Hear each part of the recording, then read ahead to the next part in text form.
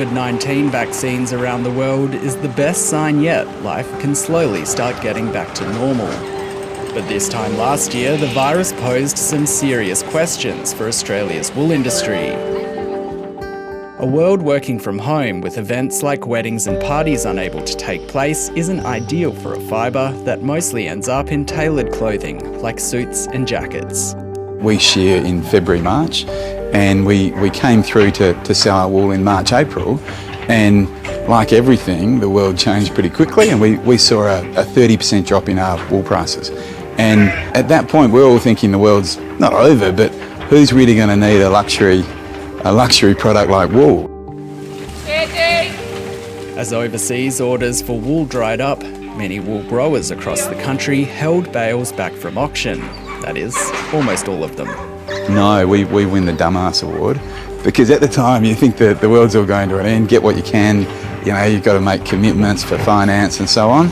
And we were a little bit unlucky. We hit the market when we did and perhaps we panicked, but we were thinking it might have gone further. It was an uncertain time, but now one thing is very clear. China is carrying the Australian wool market. China is a really growing market. Not only do they take 87-90% of our product, their domestic consumption has clearly gone up. So, people mightn't be travelling as much, but their desire for good quality products, particularly in China, is really driving things. China is considered a safe market because of its dominance in wool processing and Australia's dominance in wool production. There is this argument that we're so interconnected that they've only got us. But the thing that really worries me is, what if the world doesn't need wool? What if China just said, well, you know what? For some reason, we're going to close that industry down. After the blows dealt to other commodities by China last year, Michael Craig has concerns about a lack of diversity in export markets for Australia's wool. But in China, wool's part of a long supply chain, involving relationships that span decades and many businesses and investors in both countries. I hope and pray that isn't the case.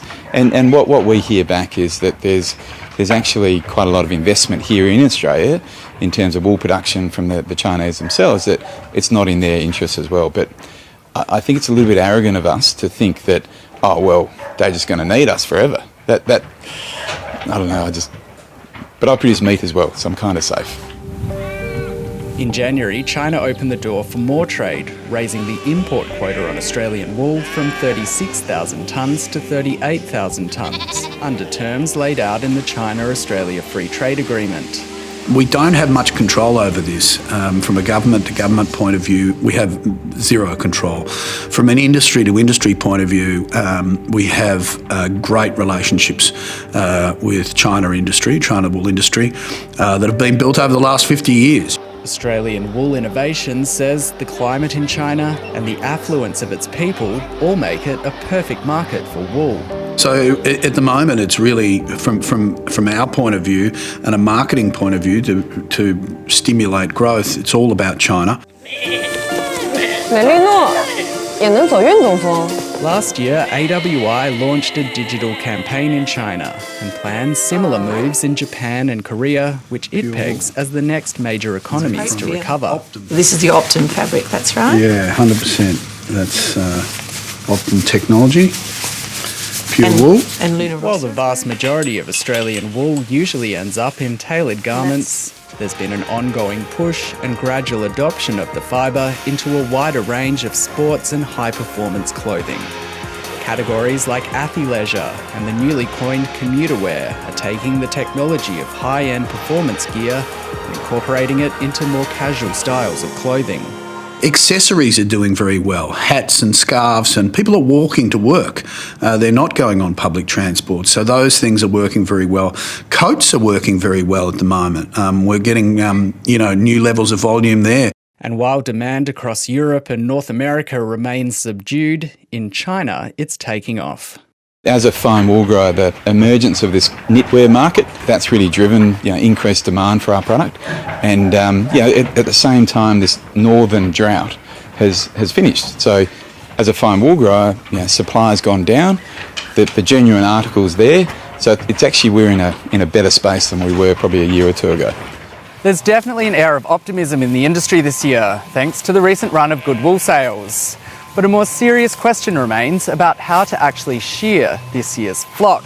But we've met people at this shearing shed today who've taken up the job recently and aren't looking back.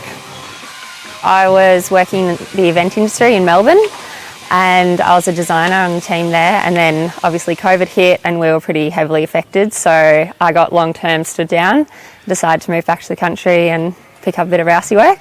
Completely accidental. I was actually thinking of heading back home in March, but decided it might be better out here, living rurally, and yeah, it turns out it was better than going back to Scotland. The closure of international borders and frequent disruptions to interstate travel has made securing enough shearers difficult over the last 12 months. This shed is halfway through a 6-week shearing marathon and... We're fortunate we've got locals, but we have got a multitude of kind of people who'd normally be overseas this time of the year. We've got some backpack refugees who haven't been able to get out. So we put our shed together with a collection of different people. AWI is offering more training for shearers, and some of the courses are free, but that won't be an immediate fix. They've been really pushing to get people. I think certainly the shed hand side of things we can train people up. The physically shearing sheep, that takes years to know. You can't just jump into it. So it's probably been the challenge of not having New Zealanders coming over the ditch. That's been our biggest restraint. But those that have found their way into the shed this season say they're more than happy to stick around while their skills are in high demand. I've mainly been in Victoria in the sheds, but hopefully I'm going to go over to WA and do the winter run up there. Rousing, I guess the income has allowed me to start my own little event business on the side. So that, yeah, I'll do that, and then rousey just as cash flow as well. And those that can find the workers will reap the benefits of a better wool market. The national commodity forecaster ABARES expects the lift in prices to continue through this year. Now 12 months on, surprisingly, we're back to level prices before the pandemic, which as a wool grower, we're quite surprised that we've ended up here. Often I've found over the journey that, you know, if you have a good January, you have a good February, it often sets your year up for a good year. So I'm hoping that rule of thumb plays out in 2021.